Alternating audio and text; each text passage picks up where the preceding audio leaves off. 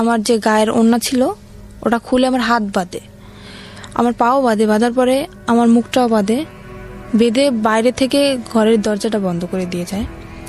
তো পরপর 2-3 দিন আমার একটা দেবর আছে, ও আমাকে এসে, ছোট, অনেক ছোট, আমাকে 2-3 দিন ডাকছে, কিন্তু দরজা তো বন্ধ আর আমার মুখও তো বন্ধ। আমি কিভাবে ডাক দেবো? কথাটা আমি কাউকে বলিও নাই, বললে তো মানে ওর মার শুরু হয়ে যাবে। আমি কান্না করতে করতে ওরকম অবস্থায় আমি ঘুম পড়ে যেতাম। আর সকালবেলা এসেও খুলে দিত। কি বলবো, বললে তো মারতো, হয়তো কিছু বলতাম না। আর আমার এমনও কোনো দিন গেছে যে দীর্ঘ 1 সপ্তাহ আমি না খাই থাকছি, তাও আমি আম্মুকে কখনো বলিনি। তো আমি মানে খুব লাভ করতাম ওকে, আমি এখনো করি। তারপরে আমাকে বলো তোমাকে নিয়ে আমি এক জায়গায় বেড়াতে যাবো। বলছে আচ্ছা ঠিক আছে চলো। তো বলতেছে কালকে তুমি ছুটি নেবা। বলছে আচ্ছা। পরে ও আমাকে নিয়ে, মানে আমার লাইফে ফার্স্ট আমি ওই জায়গাটা যখন দেখি, আমাকে একটা জায়গায় নিয়ে যায়, সেখানে সব মেয়েরা, সেখান থেকে আমি দেখার পরে আমি বলতেছি কি ব্যাপার, তুমি আমাকে কোথায় নিয়ে আসছো? তা বলতেছে কি, এটা একটা হোটেল মেয়েদের, এখানে শুধু মেয়েরাই থাকে, এখানে কোনো ছেলেরা থাকে না। আমি বলতেছি ছেলেরা থাকে না তো তুমি ঢুকলা কিভাবে এখানে? তো বলতেছে তুমি বুঝবো না, এখানে একটা মেয়ের সাথে আমার সাথে এটা কথা হয়েছে, একটা মেয়ের সাথে আমার সাথে বন্ধুত্ব, ওর সাথে আমি দেখা করতে আসছি এখানে। বলতে দেখা করতে আসছো তো আমাকে নিয়ে আসছো কেন? তো বলতেছে তুমি চলো, তোমাকে দেখতে চাইছে। বলতে আচ্ছা ঠিক আছে চলো। আর ওখানে মনে করেন, আমি হয়তো কথাটা বললে দর্শক কিছু মনে করতে পারে, ওখানে নোংরা নোংরা ড্রেস পরা হয়, তো আমি ওগুলো দেখে আমার খুব খারাপ লাগতেছে। আমি বলতেছি আমি ভিতরে যাবো না, তোমার যদি দেখা করার দরকার হয় তুমি যাও, আমি এখানে নিচে দাঁড়াইতেছি, তুমি যেই দেখা করে চলে আসো। তো বলতেছে না তোমার যাওয়াই লাগবে। আমাকে নিয়ে দোতলায় গেল, ওরা দোতলা সিস্টেম, দোতলায় গেল, যাওয়ার পর একটা রুমের ভিতরে ঢুকানো হলো। ও রুমটা ভিতর থেকে বন্ধ করে দিল, আমার হাজবেন্ড থেকে বন্ধ করে দিল, আমার সাথেইও ভিতর থেকে বন্ধ করে দিল। সেখানে কিছুক্ষণ কথাবার্তা আমার সাথে বলার পরে বলতেছে তুমি এখানে বসো, ও তো আবার সিগারেট খায়, তো বলতেছে তুমি এখানে বসো, আমি একটু সিগারেট খেয়ে আসি, নিচের থেকে নিয়ে আসি, এটা বলে চলে গেল। ঘন্টার পর আমার ফোনটা নিয়ে গেছে যাতে আমি কারোর সাথে যোগাযোগ করতে না পারি। ঘন্টার পর ঘন্টা কাটে গেল, তার কোনো খবর নাই, কি ব্যাপার। তারপর আমি ওখানে একটা খাট ছিল, শুধু খাটই ছিল রুমের ভিতর, শুধু খাট, আর কিছু ছিল না তখন। তারপর আমি ওখানে ঘুমিয়ে যাই। ঘুমানোর পরে তখন আমি রাত্রে খাইও না, আর রাত্রে আমার রুমে কেউ আসেও না। তারপর সকাল হয়ে যায়, সকাল হওয়ার পরে আমি বুঝতে পারিনি যে সকাল হয়েছে। আমি ঘুমিয়ে যাওয়ার পরে এবার সকালবেলা একটা মেয়ে আসলো, আমার জন্য নাস্তা নিয়ে আসছে। আমি বলতেছি কি আচ্ছা আমার হাজবেন্ড কোথায় বলতে পারেন? বলতেছে আপনার হাজবেন্ড কে? আমি বলতেছি আমার হাজবেন্ড কে মানে আমার সাথে যে আসছে উনি আমার হাজবেন্ড। তো বলতেছে তা তো জানি না, আপনি ম্যাডামের কাছে জিজ্ঞেস করে নেন। তারপরে সকালে নাস্তা করলাম। আমি বলতেছি কি ব্যাপার, আমি তো জানি না, আমি কিভাবে বুঝবো? আমার মনের ভিতরে যদি সেরকম কোনো সন্দেহ থাকে তাহলে তো আমি বুঝতে পারতাম যে আমাকে আটকে রেখে যাচ্ছে বা আমাকে ছেড়ে এখানে রেখে ও কোথাও চলে যেতেছে, তাহলে তো আমি ওকে বাধা দিতাম। আমি তো জানি না। তো ওরা তো মানে লক সিস্টেম, তো ভিতর থেকে ও করে বাইরে থেকে তালা মেরে রেখে গেছে। ওই লক করে দিয়ে তারপরে উপরে চিকল লাগে, তারপর তালা মারছে। আগে যে লক করে তালা মারছে সেটা আমি জানি না, তারপর বাড়ি থেকেও তালা মারা। তো আমি নাস্তা করার পরে তার 2-3 ঘন্টা পরে একটা মহিলা আসলো, এসে আমাকে বলতেছে, আমার নাম জিজ্ঞেস করলো। তারপরে আমি বলতেছি কি, আমি তাকেও জিজ্ঞেস করতেছি, আমি তো পাগল হয়ে গেছি পুরো, কি ব্যাপার, কোথায় গেল? বলতেছে আচ্ছা আমার হাজবেন্ড কোথায়? তা বলতেছে হাজবেন্ডকে কি বাঁচাইতে চাও? বলছি কেন? বলতেছে তোমার হাজবেন্ড আমার কাছে আছে। আপনার কাছে আছে তো ভালো কথা। তো বলতেছে আমাকে বললো যে ওটা একটা পতিতালয়। আমি তখন জানতে পারলাম যে ওটা একটা পতিতালয়। আমাকে বললো তোমার দেহ ব্যবসা করতে হবে এখানে। আমি বলতেছি কিরকম কথা বলতেছেন, আমি আসছি এটা, আমি জানি এটা একটা হোটেল, এখানে মেয়েরা থাকে, তো দেহ ব্যবসা করবো মানে? তা বলতেছে তোমার হাজবেন্ড আমার কাছে বন্দি আছে, যদি তোমার হাজবেন্ডকে বাঁচাইতে চাও তখন বাধ্যতামূলক তোমার এটা করতেই হবে।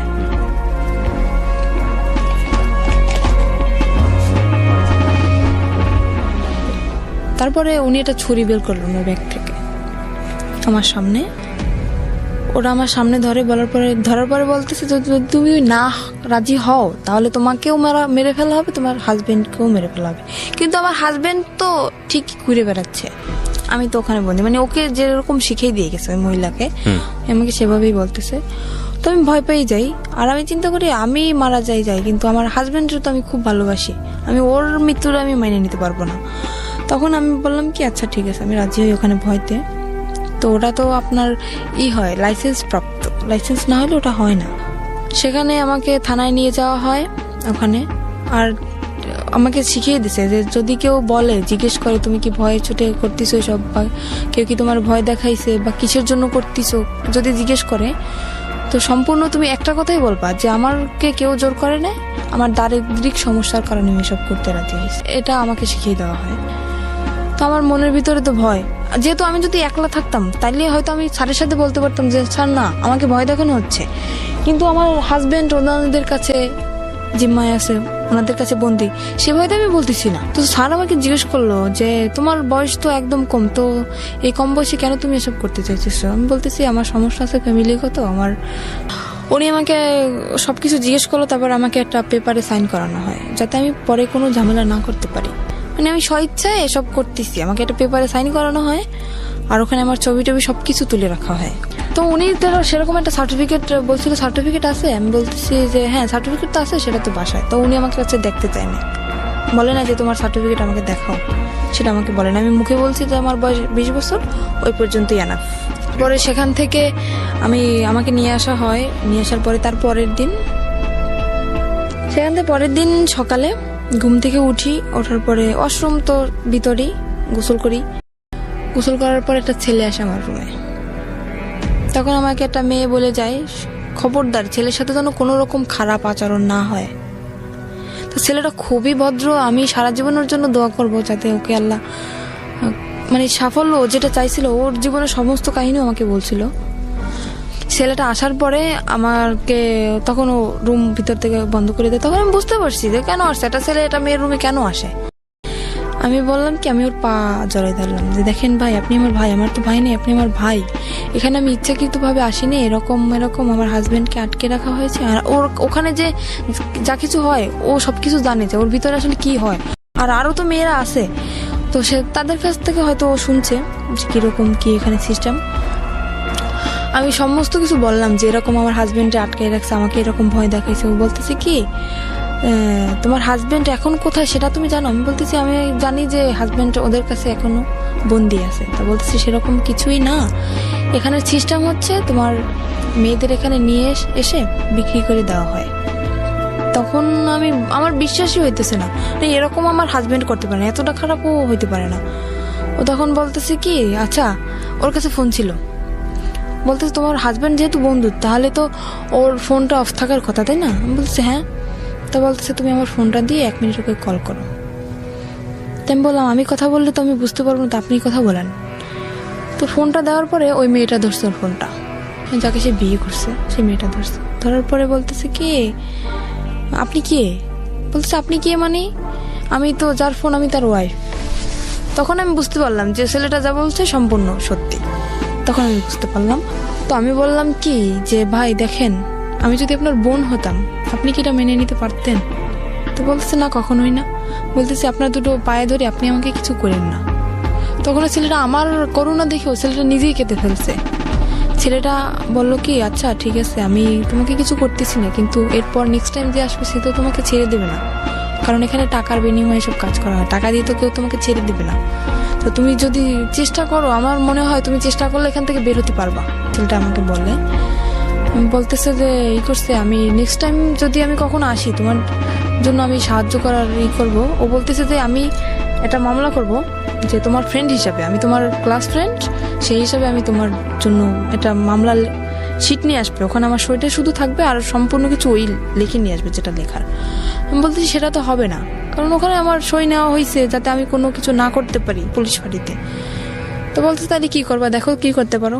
ও তো চলে গেল। এবার আমি দরজাটা আমি নিজেই বন্ধ করে দিলাম। দেওয়ার পরে আমি খোঁজ দিছি যে ছুরি বা অন্য কিছু যদি আমি পাই, আমি আত্মহত্যা করার চেষ্টা করতেছি। তো আমি খোঁজাখুঁজি করতেছি, খুঁজতে খুঁজতে উপরে যে সানসেটের পরে যে আপনার বক্স ছিল, বক্স আনছে আমার জন্য, ওই রুমে সবকিছু নিয়ে আসছে আমার জন্য, যেহেতু ওই রুমে আমি থাকবো, সবকিছু নিয়ে আসছে। তো বক্সের যে কার্টুনটার ভিতরে আপনার ইঁদুর মরা ওষুধ। আমি পাইয়ে তো মানুষ তো কষ্ট হয়, কিন্তু আমি পাই তো মহা খুশি। আমি ওটা পাওয়ার পরে অনেক খুশি আমি, যে আমি এখানে এসব করার থেকে কারে আমি ভালোবাসলাম, কার জন্য আমি রাজি হইলাম, যাকে বাঁচানোর জন্য আমি রাজি হইলাম, সেই আমাকে দিয়ে এসব করাচ্ছে। আমি আর নিজের জীবনে আমি রাখতে চাই না। তো আমি পুরো প্যাকেট খেয়ে ফেলছি। খেলার পরে দরজা খুলে দিলাম আবার। দেওয়ার পর আবার আর একটা ছেলে আসছে, এসে দেখতেছে আমার অবস্থা খুবই খারাপ, পুরো শরীর ঘেমে গেছে আর আমি কথা বলতে পারতেছি না।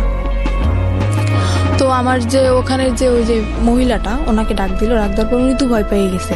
তো এখানে যেহেতু আমার থেকে সই নেওয়া হয়েছে, তখন তো ওরা বুঝে যাবে যে আমাকে ভয় দেখানো হয়েছে, থেকে সই নেওয়া হয়েছে যে আমি স্বেচ্ছায় সব করতেছি, তাহলে কেন আমি বিষ খেলাম, এখানে প্রশ্ন উঠবে না।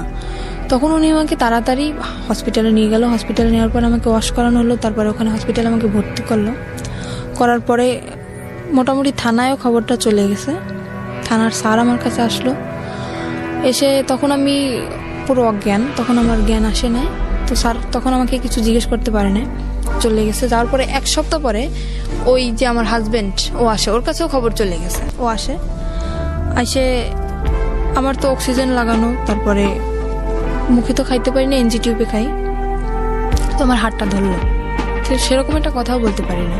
আমি ওকে দেখে মানে কেঁদে ফেলছি আমি, যে কি আমি অ্যাকশন নিতেছি, কেন তুমি আসছো, আমার ডক্টর সবাই আমার সামনে, আমি ওখানে অ্যাকশন নিতেছি, তুমি কেন আসছো, তুমি এখান থেকে চলে যাও। আমি এক নজর ওকে দেখার পরে আমি চোখ বন্ধ করে ফেলছি, এতটা ঘৃণা আসছে আমার।